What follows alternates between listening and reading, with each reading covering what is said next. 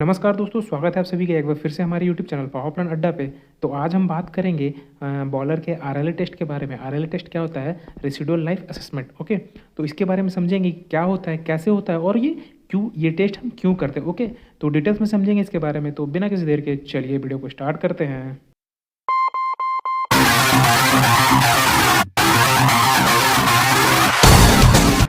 तो बात करते हैं रेसिडुअल लाइफ असेसमेंट के बारे में। ओके, तो देखिए क्या होता है, ये क्या बोल रहा है कि boiler are made of a large amount of tubing and pipes of different material which will have to withstand high pressure and temperature. These aging boiler pressure parts are required to monitoring and assessed through condition assessment and remnant life assessment. Indian Boiler Regulation Act has been discussed in Article 391A(b) of IBR 1950 and made mandatory to assess these components through a non-destructive and destructive test to find the lifespan and present condition of the pressure parts component. Life estimation of all the component of the boiler is very important maintenance tool for predictive maintenance. क्या बोल रहा है कि जो हमारा boiler होता है वो बहुत सारे मतलब many numbers of tubes and pipe से डिफरेंट मटेरियल के ट्यूब्स एंड पाइप को मिला के बनाया जाता है। ओके, और ये सारे जो प्रेशर पार्ट्स होते हैं वो मतलब मैक्सिमम आपका मैक्सिमम प्रेशर एंड टेम्परेचर को विथस्टैंड करते हैं या फिर उस पर ऑपरेट होते हैं। ओके, तो इस मैक्सिमम टेम्परेचर और प्रेशर पे ऑपरेट होने के कारण क्या होता है कि उनकी जो लाइफ है उन वो धीरे धीरे कम होते जाती है। क्यों? क्योंकि उनमें स्ट्रेस जनरेट होता है। ओके, और थोड़ा बहुत स्ट्रेस तब भी उसमें जनरेट होता है जब उसकी मैन्युफैक्चरिंग करते हैं। ओके, तो इससे क्या होता है कि जो स्ट्रेस जनरेट होता है उससे उसकी लाइफ जो है वो कम होती रहती है। तो जो हमारा इंडियन बॉलर एक्ट है 1950 उसके आर्टिकल 391A में ये कहा गया है कि जो एजिंग है बॉलर के प्रेशर पार्ट्स की, इसको हमें मतलब मॉनिटर करना ज़रूरी है। ओके, और मॉनिटर करना जरूरी है और ये भी हमें पता करना जरूरी है कि और कितनी लाइफ स्पैन बची हुई है हमारे प्रेशर पार्ट्स की। ओके, और ये जो लाइफ एस्टिमेशन है सभी कंपोनेंट का, ये जो हम प्रिडिक्टिव मेंटेनेंस करते हैं उसका एक बहुत ही इंपॉर्टेंट टूल भी है। ओके, तो आगे देखते हैं कि RLA of boiler, role of Indian boiler regulation. ठीक ना, जो इंडियन बॉयलर रेगुलेशन का रोल है आरएलए टेस्ट में वो क्या है। ओके, तो देखिए क्या बोल रहा है कि article 391A(b) of IBR 1950 state that the boiler which are operating at a temperature of 400 degree C main stream outlet temperature, okay, and above including in industrial and utility and industrial boiler and all boiler parts operating in the creep range shall be tested non-destructively as per table 1 391A(b) after they are in operation of 1 lakh hour for assessment of remnant life of parts. क्या बोल रहा है कि जो हमारा boiler IBR regulation है 1950 उसके article 391A(b) में ये बोला गया है कि जो भी बॉयलर हो वो अगर टेम्परेचर और प्रेशर, जो उसका टेम्परेचर और प्रेशर का रेंज है वो 400 डिग्री सी हो, उस पर अगर वर्क करता हो, चाहे वो यूटिलिटी बॉयलर हो या फिर इंडस्ट्रियल बॉयलर हो। ओके, तो उसको हम जैसे ही उसका जो ऑपरेटिंग आवर्स होगा 1 लाख हो जाएगा या फिर 25 ईयर्स हो जाएगा। ओके, तो उसका हमें क्या करना है, रिमेंट लाइफ असेसमेंट सारे प्रेशर पार्ट्स का करना है। ओके, एज पर IBR रेगुलेशन 1950। ओके, ये करना है हमें। जैसे ही कब करना है, जब उसका ऑपरेटिंग आवर्स जो है वो 1 लाख हो जाए या 1 लाख आवर्स हो जाए या फिर उसकी जो लाइफ है वो 25 ईयर्स हो जाए, उसके बाद हमें करना है। ओके, नेक्स्ट क्या बोल रहा है, the boiler which are operating at temperature less than 400 degree C on completion of life of 25 year are to be tested for the remaining life of component as per table 2 391A(b).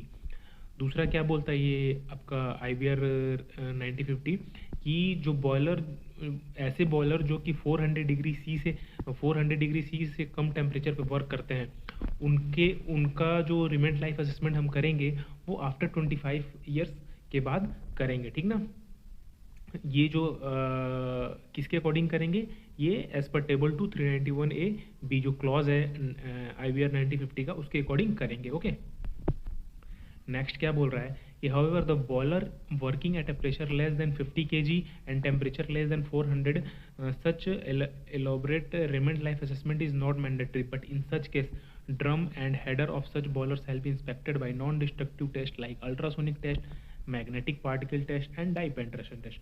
क्या बोल रहा है कि ऐसे boiler जो 50 kg पर centimetre square से, जिनका जो ऑपरेटिंग पैरामीटर हो वो 50 kg पर सेंटीमीटर स्क्वायर से कम हो और जो टेम्परेचर वो 400 डिग्री से कम हो। ओके, तो ऐसे बॉयलर का आरएलए टेस्ट करना ज़रूरी नहीं है। इस केस में हम क्या करेंगे कि जो ड्रम और जो हेडर है, ठीक ना, स्टीम ड्रम और जो हेडर है उनका हम इंस्पेक्शन करेंगे by the non destructive test. उसमें कौन कौन से टेस्ट होंगे हमारे? अल्ट्रासोनिक टेस्ट होगा, मैग्नेटिक पार्टिकल टेस्ट होगा एंड डाई पेनेट्रेशन टेस्ट होगा। ओके, ये किसके लिए एप्लीकेबल है? जिसका जो वर्किंग प्रेशर है 50 kg से कम हो और वर्किंग टेम्परेचर 400 डिग्री सी से कम हो। ओके, नेक्स्ट क्या बोल रहा है? हीट रिकवरी जनरेटर्स जो HRSG होते हैं that are operating at temperature of 400 degree C and above shall be non-destructively tested by the Remain Life Assessment Organization for their component as per table 3 391 AB। Okay, क्या बोल रहा है कि जो HRSG होते हैं hot heat recovery steam generator और जिनका ऑपरेटिंग पैरामीटर 400 डिग्री सी है, ओके, और उससे ज़्यादा है, तो उनका भी हमें नॉन डिस्ट्रक्टिव टेस्ट करना पड़ता है। उसको किसके अकॉर्डिंग करते हैं? उसको हम 391 AB के टेबल 3 के अकॉर्डिंग करेंगे। ओके ओके, नॉन डिस्ट्रक्ट ये remnant life assessment, okay, HRSG का। उसके आगे क्या बोल रहा है? If result are acceptable as per standard let down by central boiler board, a certificate shall be issued by the chief inspector of boiler for extending the life of the boiler for a period of further period not exceeding 6 years or fewer period as recommended by the Remain Life Assessment Organization. This assessment shall be carried out thereafter every 6 years. क्या बोल रहा है कि जैसे कि हमने जो हमारा HRSG बॉयलर था, ओके, HRSG बॉयलर का जो ऑपरेटिंग प्रेशर था, ऑपरेटिंग टेम्परेचर था 400 डिग्री सी से ज़्यादा था, उसका हमने RLA टेस्ट करवाया। ओके, किसके अकॉर्डिंग करवाया? IBR 9050 के क्लॉज 391 AB के टेबल 3 के अकॉर्डिंग। ओके, और उसमें हमारा रिजल्ट सही आया। ओके, जो हमारा स्टैंडर्ड है सेंट्रल बॉयलर बोर्ड और IBR का, उसके अकॉर्डिंग अगर उसका रिजल्ट सही आया तो उस बॉयलर को जो चीफ इंस्पेक्टर ऑफ बॉयलर है वो क्या करेगा? सर्टिफिकेट देगा और उसके जो लाइफ स्पैन है उसको हम 6 year और बढ़ा सकते हैं। ओके, और अगेन 6 year होने के बाद फिर से हमें उसका RLA टेस्ट करवाना पड़ेगा उस बॉयलर का। Okay, the assessment of remained life shall be carried out thereafter by the organization working in the field of boiler and remained life and extension thereof after such organization is approved by central boiler board. Such an organization shall work in close coordination with the office of the chief inspector of boiler in the field of remained life assessment and extension। क्या बोल रहा है कि जो ये RLA test होता है ये ऐसे ऑर्गेनाइजेशन से हमें करवाना चाहिए जो मतलब जो ये रिमेंट लाइफ असेसमेंट करते हों और जो सेंट्रल बॉयलर बोर्ड है उससे अप्रूव्ड हो। ओके, और ये जो है मतलब जो ऐसे ऑर्गेनाइजेशन जो चीफ इंस्पेक्टर ऑफ बॉयलर है उनके टच में रहते हो या फिर जो भी नए हमारे क्लॉज आ रहे हैं, रूल आ रहे हैं, उनको फॉलो करते हो, वैसे ऑर्गेनाइजेशन से हम करवा सकते हो। ओके, ये RLA टेस्ट। नेक्स्ट देखते हैं कि RLA टेस्ट जरूरी क्यों है। जैसे कि हमने पहले भी बात किया तो उसमें ही डिस्क्राइब था कि क्यों करते हैं, बट फिर भी एक टॉपिक वाइज हम इसको डिस्कस करते हैं। देखिए क्या होता है कि high temperature operation of pressure parts are subjected to creep stress at elevated pressure. जैसे कि हमने पहले ही बात किया कि जो हमारे बॉयलर है वो बहुत सारे ट्यूब्स और पाइप से मिलकर बना होता है और ये क्या होता है कि हाई प्रेशर और टेम्परेचर पे वर्क करते हैं, जिसमें क्या होता है कि इनका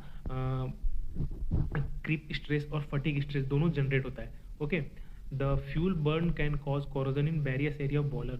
जो हमारा फ्यूल बर्न होता है उससे क्या होता है कि जैसे कि आपके फ्यूल में सल्फर है, उससे क्या होगा, सल्फर और सल्फर से उससे क्या होगा कि हमारा जो बॉयलर के जो वेरियस पार्ट्स है वहाँ पे कोरोजन होगा। Okay, the water used for steam generation leave deposit inside the tube which increase the metal temperature leading to long term overheating। जो हम वाटर यूज़ करते हैं तो अगर वाटर क्वालिटी मेंटेन नहीं हुई या फिर मेंटेन कर भी रहे हैं तो लॉन्ग टर्म में क्या होगा, कहीं ना कहीं थोड़ा बहुत स्केलिंग होगा तो क्या होगा, ट्यूब का ओवरहीट होगा। ओके, हीट ट्रांसफर नहीं होगा तो क्या ओवरहीट होगा। ओके, नेक्स्ट क्या बोल रहा है? Residual stress during manufacturing the vibration due to flow over the tube, mechanical vibration erosion due to the abrasive nature of the fuel do occur in boiler. क्या बोल रहा है कि जो हम मैन्युफैक्चरिंग करते हैं ट्यूब्स का तो वहाँ भी उस पर कुछ मतलब इरोजन या फिर कुछ स्ट्रेस जनरेट होता है, ठीक है, जब मैन्युफैक्चरिंग करते हैं उस टाइम पे भी। Okay, boiler is operated beyond the specified operating parameter.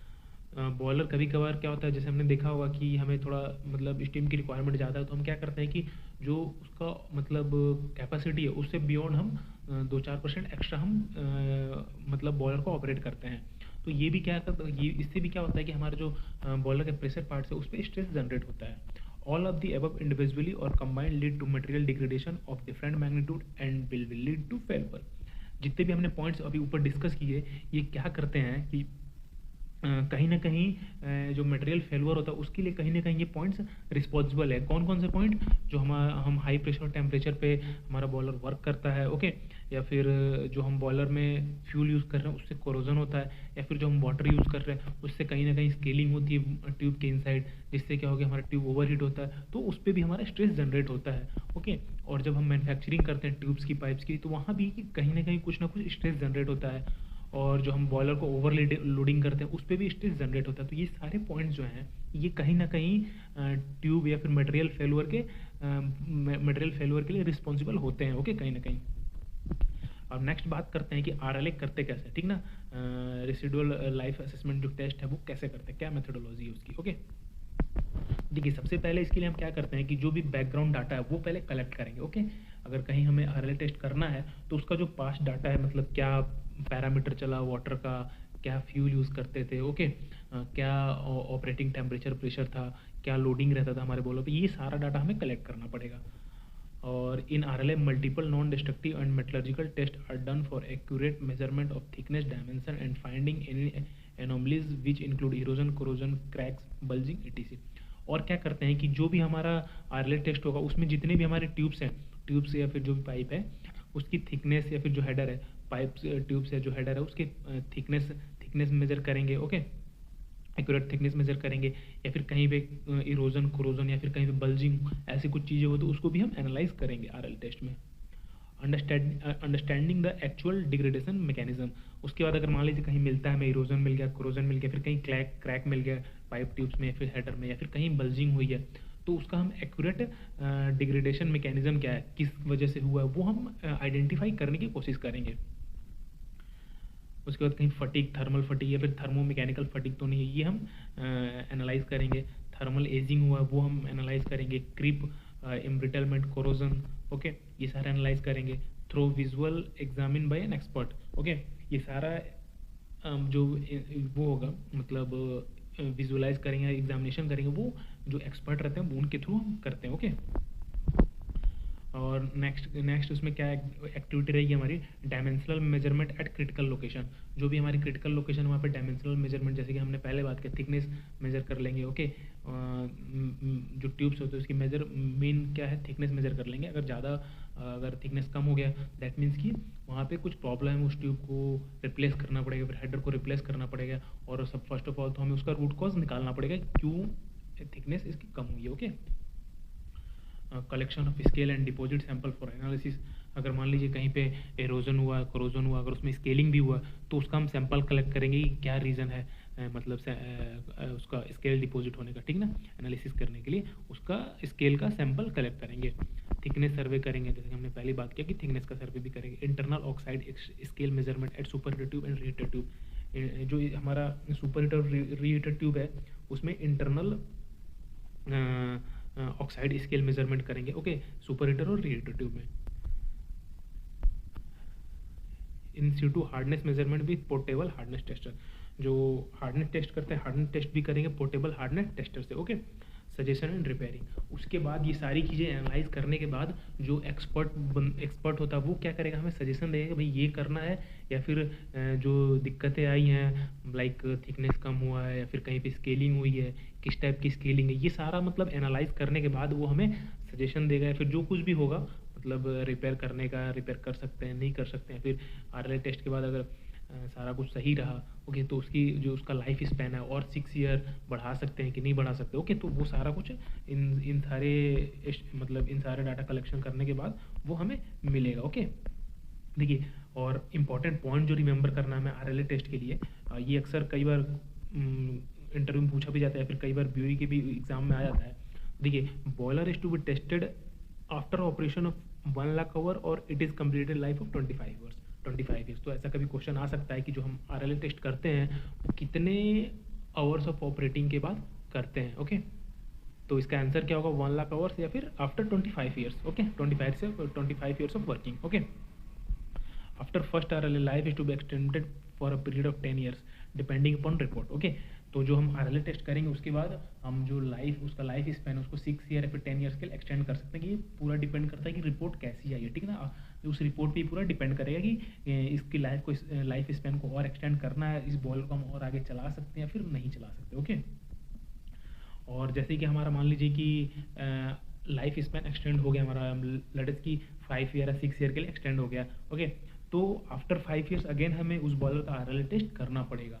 Okay, जैसे कि हमारा मान लीजिए कोई हमने बॉलर का RLA टेस्ट करवाया। ओके, अगर जो भी एनालिसिस हुआ, अगर सब कुछ सही रहा, रिपोर्ट सही आई, तो आफ्टर दैट हमें क्या करना है कि उसका जो लाइफ स्पैन है 5 ईयर्स के लिए तो बढ़ जाएगा। Okay, but after 5 years again हमें उसका RLA टेस्ट करना होगा। ओके, तो ये था दोस्तों कुछ RLA के बारे में इंपॉर्टेंट इन्फॉर्मेशन।